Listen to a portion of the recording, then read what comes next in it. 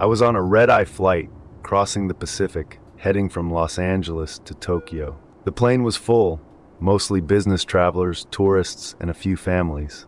The hum of the engines, the occasional cough, and the rustle of blankets were the only sounds as we cruised at 35,000 feet. I leaned back in my seat, trying to find a comfortable position to sleep. This was to be my final year in Japan as an English instructor. By now, my Japanese was almost passable for the real thing, unless of course I spoke to residents outside of Tokyo who could spot my dialect and have me dead to rights as a gaijin, a foreigner in a foreign land. Still, I loved it. The people, the places, especially the food. Little did I know, the real nightmare was about to begin. It started with a minor annoyance. A man in 21B refused to turn off his reading light. His neighbor, a tall, stern-looking woman, asked him politely to turn it off as she wanted to sleep. He ignored her, engrossed in his book. She asked again, louder this time, drawing the attention of the surrounding passengers. "Excuse me, sir, could you please turn off your light? People are trying to sleep," she said, her voice strained with irritation. The man looked up briefly, muttered something under his breath, and continued reading. The woman huffed and pressed the call button for the flight attendant. When the attendant arrived, she explained the situation, and the attendant politely asked the man to comply. He sighed dramatically, turned off the light, and muttered, "Some people just can't mind their own business." It was a small incident, the kind of thing that happens on any flight, but it set a tone. An undercurrent of tension began to ripple through the cabin. People shifted in their seats, casting annoyed glances at one another. I could feel it too, an unease that seemed to grow with every passing minute. About an hour later, a child started crying in the back of the plane. The mother tried to soothe him, but the crying only got louder. A man in the row in front of them turned around and snapped, "Can't you keep your kid quiet? Some of us are trying to sleep." The mother looked exhausted, and her face flushed with embarrassment. She tried to apologize, but the man wasn't having it. He stood up, towering over her. "This is ridiculous. I paid for a quiet flight, not a daycare." Other passengers began to murmur, some in support of the mother, others agreeing with the man. The flight attendants were called again, trying to calm everyone down. It was like watching a pot come to a slow boil, the temperature rising, tension simmering just below the surface. Things really took a turn when a middle-aged man in a suit, probably returning from a business trip, spilled his drink on the young woman next to him. She jumped up, yelling at him for being careless. He apologized, but she wasn't satisfied. She demanded compensation for her ruined dress. Voices were raised, accusations flew, and soon half the plane was involved in the argument. I tried to block it all out, focusing on the movie I was watching, but it was impossible. The noise level kept rising, the shouts and curses blending into a chaotic din. Suddenly, there was a loud crash. I turned to see a man punching another passenger in the face. Blood spattered on the seatbacks in the aisle. People were screaming. Flight attendants were trying to intervene, and the situation spiraled out of control. The captain's voice came over the intercom, speaking in rapid Japanese. I caught bits and pieces, something about discipline and how he'd had enough. I strained to hear more, but the brawl in the aisle drowned him out. Then the plane lurched. It wasn't just turbulence. The nose of the plane dipped suddenly, sending a jolt of fear through me. Passengers screamed, clutching at their seats, as the plane began a steep descent. I could hear the engines whining as they struggled to keep up with the sudden change in altitude. The captain spoke again, this time louder and more frantic. "Ima desu. Sono toki ga kimashita. Sono toki ga kimashita. Nyatengo ue. The time is now. The time is now. All to heaven. All to heaven." A man across the aisle from me, a Japanese businessman, turned to his companion, his face pale. "Kare wa pontan ni sore o yaru tsumori da." He's really going to do it. "Do what?" I asked, my heart pounding. "He's going to crash the plane," the businessman replied, his voice trembling. Panic erupted. People screamed. Some prayed. Others tried to reason with the flight attendants, who were just as terrified. The plane continued its descent, the pressure building in my ears. My mind raced, searching for some way out of this nightmare. but there was nothing I could do. We were all at the mercy of a madman. In the midst of the chaos, a man stood up, his face a mask of determination. "Everyone, listen to me. We need to stay calm and work together. We can't let him do this." He had a commanding presence, and people began to listen, their panic subsiding slightly. But the descent continued.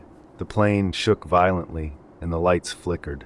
The man tried to rally the passengers. "We need to get to the cockpit and stop him." "Who's with me?"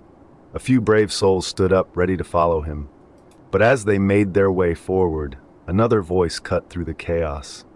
"No, we must trust the captain. He is our only hope." It was an elderly woman, her eyes wide with fervor. "He is our guide, our protector. We must show him our faith." Her words struck a chord with some passengers. In their desperation, they began to see the captain as a godlike figure, someone who could save them if they showed their devotion. Another woman, who looked like a scholarly university type and had been quietly reading a book on black holes and universal theories the entire flight, suddenly unbuckled her safety belt and fell to her knees. Tearing off her glasses, she began bawling with an intense level of catharsis. "Please, please, forgive me. Forgive me!" She began begging towards the speaker, where the voice of the captain continued to shout angrily. I couldn't believe what I was seeing. It was madness, but fear does strange things to people. The plane continued to plummet, the altimeter ticking down. The man and his group reached the cockpit door, pounding on it, shouting for the captain to open up. But the door remained locked. The fervent passengers, now fully embracing their new religion, blocked their path, chanting prayers to the captain. I watched in horror as the situation devolved into a full-blown conflict. The cockpit door was a battleground, the believers fighting to protect their new god, the others desperately trying to break through. Blood was spilled, bodies fell, and the screams of the dying filled the cabin. In the midst of it all, I saw a young woman, her eyes wide with terror, clutching a small crucifix. She was sobbing, her voice barely a whisper. "Please, God, save us. Please." Her prayers were drowned out by the chaos around her. Just then, the passenger next to me, someone I haven't spoken word one since the beginning of the flight, looked at me. A mousy-looking woman who obviously just wanted to get some sleep. She looked at me with this strange calmness. She reached and held my hand. I wanted to pull back. I didn't want to get involved. "It's going to be all right," she calmly said. "He chose us, he chose us." The plane continued its descent, the ground rushing up to meet us. I closed my eyes, waiting for the end. In those strange few moments before impact, the entire cabin developed a free-fall effect, like what you'd see astronauts experience in training. Those who were unbuckled floated out of their seats, while others grabbed onto their belts and buckled up in shock. All the trash, blood, and drinks slowly began floating upwards. One of them was someone's dentures. It was made with a semi-transparent material, an expensive made-in-Japan set of chops. It floated up near the main cabin lights. Several plastic utensils floated behind it, creating almost crucifix-like image. It casted this strange shadowy effect as the cabin's electric began flickering on and off. I could never answer why, but we all simply looked at this strange chaos-created work of art as the light was diffused and created a strange prism-like rainbow effect all over the cabin. It was serenely beautiful and calming. No other words could describe it. But it was beautiful. Crash report on Flight 193 incident summary. Flight number 193.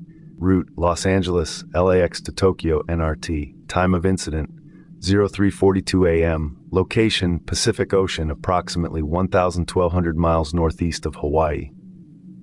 Investigation overview. On June 23, 2024, Flight 193, en route from Los Angeles to Tokyo, experienced an in-flight altercation that escalated into violent conflict among passengers. The captain, Captain Hiroshi Takahashi, reportedly became agitated by the disruption and made several announcements in Japanese, expressing his frustration. Cockpit voice recorder, CVR analysis. The CVR captured Captain Takahashi stating, "Minasan, shizuka ni shite kudasai, mou jufen desu." "Everyone, please calm down. I've had enough." Following these announcements, the aircraft began an uncontrolled descent. Captain Takahashi made additional statements indicating his intent to crash the plane, expressing disgust at the passengers' behavior. Flight data recorder FDR analysis. The FDR shows a steep descent initiated at 3:35 a.m., with the aircraft reaching a nose-down attitude. Attempts by passengers to breach the cockpit were recorded, but the reinforced door withstood their efforts. Passenger behavior. Witnesses and surviving recordings indicate a schism among passengers, with some attempting to reach the cockpit to stop the descent, and others believing the captain was a divine figure. This division resulted in additional casualties as passengers turned on each other. Crash site. The aircraft impacted the Pacific Ocean at a high velocity. All 264 passengers and crew on board were killed instantly upon impact. The wreckage was scattered over a wide area, complicating recovery efforts. Findings and recommendations. The investigation concluded that the primary cause of the crash was the deliberate actions of Captain Hiroshi Takahashi, who initiated the descent in response to the in-flight altercation. Contributing factors include the inability of the flight crew to de-escalate the situation and the violent behavior of the passengers. Recommendations: 1. Enhance training for flight crews in conflict de-escalation and crisis management. 2. Reevaluation of cockpit door security protocols to include emergency override capabilities in extreme situations. Psychological evaluation and monitoring programs for flight crews to identify and mitigate potential risks.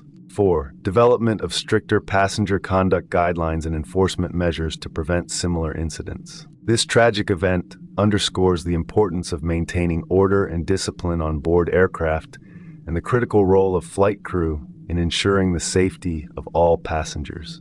The aviation community must learn from this disaster to prevent future occurrences. Addendum, to be filed as sealed and classified as top secret under Controlled Unclassified Information, CUI.